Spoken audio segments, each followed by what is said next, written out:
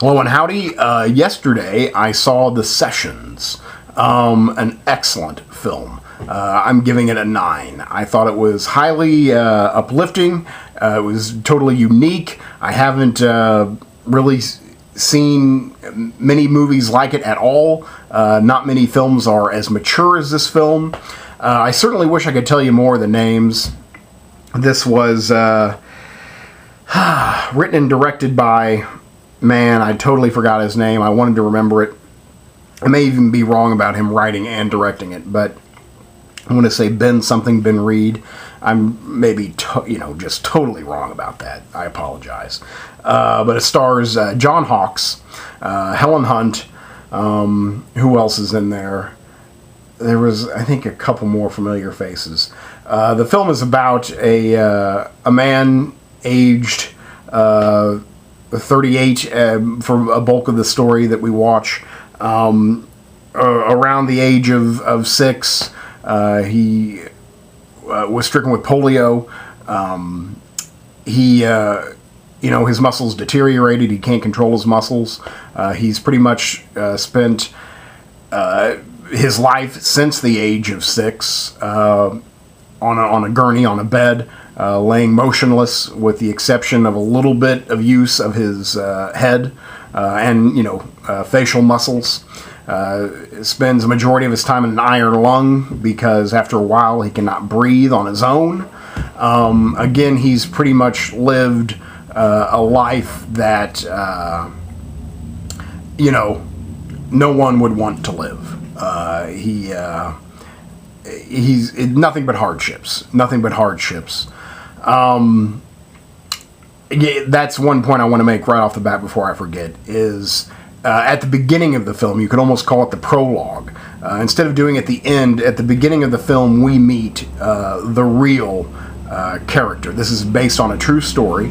I believe it's from both a novel and an article written by the character, by the main subject, who has passed on. This film takes place in the late 80s, 1988, in San Francisco. So it is technically a period piece, I guess. But in 1988, he's in his mid-30s. We get to meet the real guy at the beginning of the film instead of at the end. We meet him graduating from college as a young man, and that's the point I want to bring up, is that in the prologue, I almost cried. Just to meet this person who has lived an incredibly challenging life and is yet still somehow this radiant beam of hope and an uplifting attitude of positivity that it's, overwhelming. Because I know so many people who have, such great lives, and they are, awful, depressed, negative, and they have no reason to be that way. When you look at their lives, your life, next to his. This is a man who has to have someone with him at all times and is, cannot move. He, lives a life of the mind. So he has every reason to be bitter and to be angry, and instead he's pure joy and love. And we meet him at the very beginning of the film, and again, I almost cried. So I think when I almost cry within the first 2 minutes of a film, I knew that I was going to be in trouble in terms of, not crying like a baby in front of everybody. Luckily, the film is also pretty damn hilarious. So when you feel like you're going to just break down and bawl, the next second you're laughing. So it really is masterful in its execution of tone. It slips into, and it never ever slips into melodrama. It never becomes cheesy in any way. It's pure and it's true, and it's sweet, and it never panders to the audience. It never makes anything feel cheap. It's just lovely. It's just lovely.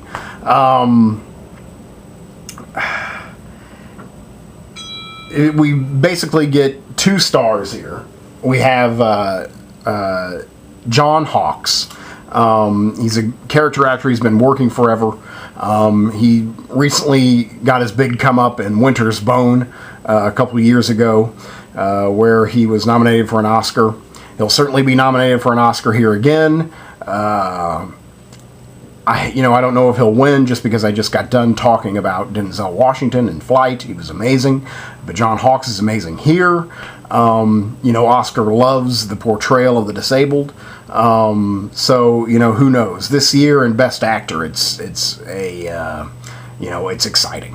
John Hawkes does an amazing job. He doesn't have to do, well, he kind of does have to do a lot physically, because he has to contort his body into what appears to be an incredibly uncomfortable position. And I assume he had to do that for months on end. So that was, pretty amazing. Again, John Hawkes is fantastic in this film. We also have Helen Hunt. Helen Hunt making a big comeback. She'll certainly be nominated for Best Actress for this film. She looks beautiful. She has a richly layered character. She has to be, well, they both have to be nude. There's a lot of nudity in this film. There's a lot of sex in this film. This film is about sex. I'll get to that in a second. Helen Hunt has to be, even far more exposed than John Hawkes. She has to be exposed, basically for a bulk of her performance. She's totally nude. So I think that's incredibly brave. So I think she, deserves a lot of praise for this role, because she's also magnificent in it, and she's beautiful. That's what made it such a, well, I gotta say what the film is about. Okay, so he has polio, he's stricken, but, he's 38 years old, and he's a virgin. He, due to, the lack of muscle control, he can't even masturbate. The man has never had a satisfactory sexual release. All of his sexual acts stem down to an accident. It makes him feel guilty, embarrassed, and this leads to, feeling great shame. And basically, again, he's 38 years old, has never had a, sexual experience, can't even masturbate. So he hires a sexual surrogate, a therapist, a sex therapist, who will teach, the disabled about sex, let them experience, physical intimacy, because their life doesn't have that. Or I guess some, don't have that. He seeks counsel. I did totally forget that William H. Macy was in this film. He plays a Catholic priest. I can't remember his real name, but his John Hawkes' character is devoutly religious. He spends a lot of time talking to God, praying to the Virgin Mary. He's Catholic. He goes to church regularly.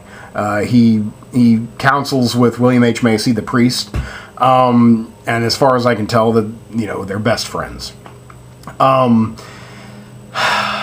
William H. Macy's great in it. He's always great. He pretty much just has to be kind of a listening ear. He didn't have as much to do as definitely as Hawkes or Helen Hunt it did. But all the performances, there's also like 3 more characters. He has 2 more helpers, 3 really if you want to get technical. And, you know, he falls in love with a woman. There's like 5 other characters besides the main 3. There's like a cast of 8. And all of the actors are great. All the characters are well written. Even the small ones are well written, you know, fleshed out. You know, he's just smart. That's what I wanted to get to. And that's what was so unique is I saw this with Flight.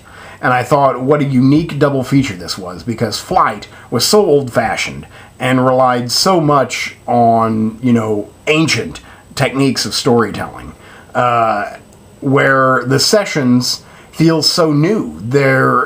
You almost can't believe it that Hollywood made this film. You know, and Americans in general have this, you know, touchy... pun not intended, but they had this touchy-feely relationship with sex, and you know, it's almost like Puritan, even in this day and age. And for again, the Sessions is about sex. They for 2 hours talk about sex, have sex. They are nude, and it's all done with grace and humanity.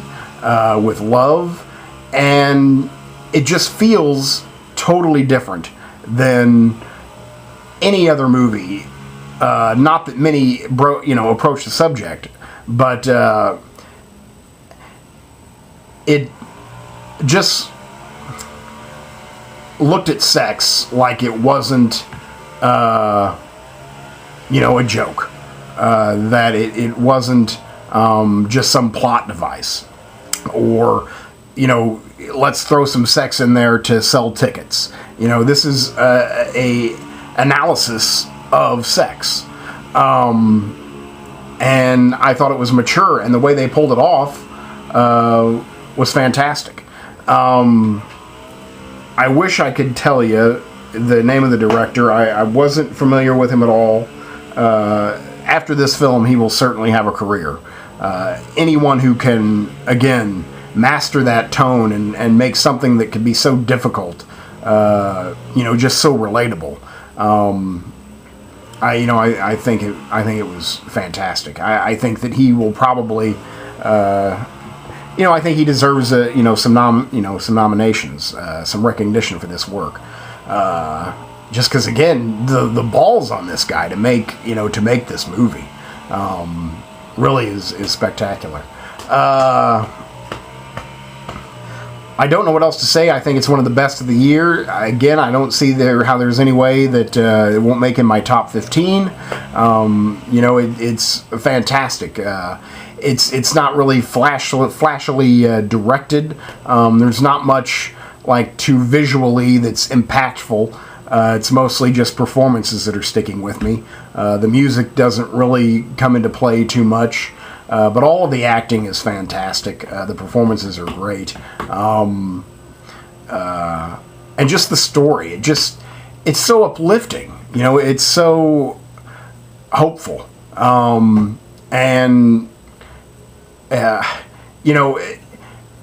There's nothing better than going to a movie and then walking out and then feeling like, you're on top of the world, that you're invincible. You took something from that film that made you a better person, that made you look at the world a little differently. And I think that that's what this film does.